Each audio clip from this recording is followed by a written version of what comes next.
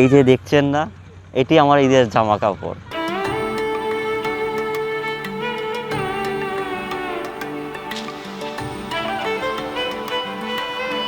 ঈদ মানে অনাবিল আনন্দ আর খুশির জোয়ার।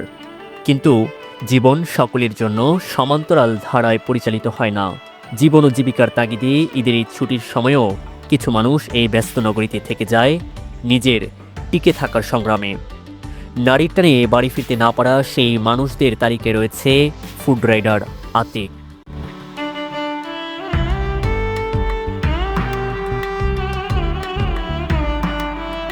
আজ পবিত্র মাহে রমজান শেষ করে ঈদ চলে আসলো। ঈদের আনন্দ সবাই তো উপভোগ করতে পারে না, তাই সবার কর্মজীবনে যে ব্যস্ততা আমাদের কর্মজীবনে থাকতে হয়, ঈদের আনন্দ এখানেই ব্যস্ততার মাঝেই কাটে।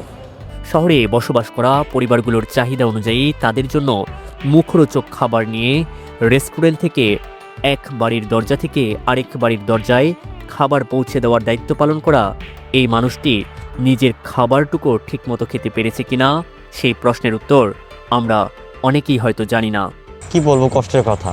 আমাদের এত পরিমাণ আমরা খাবার ডেলিভারি করি টাইম মেনটেন করে, দুপুর গড়িয়ে আসে, কিন্তু এত যে খাবার যে তখন দুপুরে হয়ে আসে খিদা, এত খাবার পড়ে আসছে কিন্তু খেতে পারি না, না পেরে পানি খেয়ে থেকে যাই, যে খিদাটাও চলে যায়।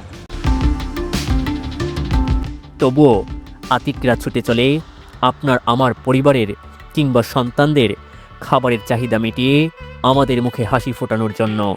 কিন্তু আমাদের মুখে হাসি ফোটানোর পেছনে পরিবার থেকে দূরে সরে থাকা, ঈদের দিনেও দায়িত্ব পালন করা আতিকের নীরবে চোখের পানি ফেলার গল্পটা অজানাই থেকে যায় আমাদের এই ব্যস্ত শহরে।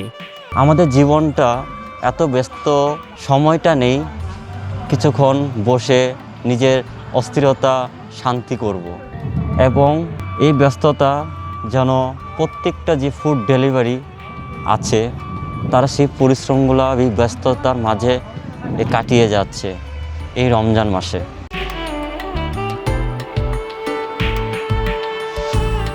ঈদের ছুটিতে বাবা মায়ের কাছে ফিরে যাবার ইচ্ছা জাগে আতিকের।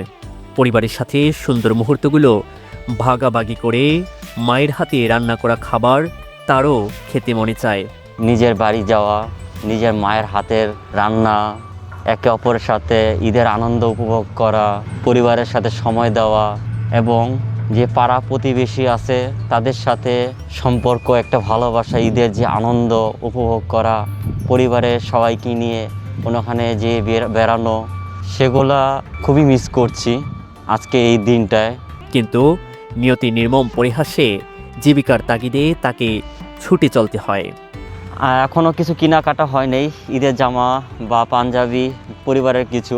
স্যালারিটা খুবই কম আমাদের, তাই হিসাব করে দেখছি অন্ততপক্ষে আমার মার জন্য একটা শাড়ি কিনবো এবং পরিবারের কিছু খরচ দেব। আর আমার এই যে দেখছেন না, এটি আমার ঈদের জামা কাপড়। সময় ঠিকই চলে যায় সময়ের গতিতে। এরই মাঝে ভালো থাকুক পৃথিবীর প্রতিটি মানুষ। Mamun Khan, the daily campus, Dhaka.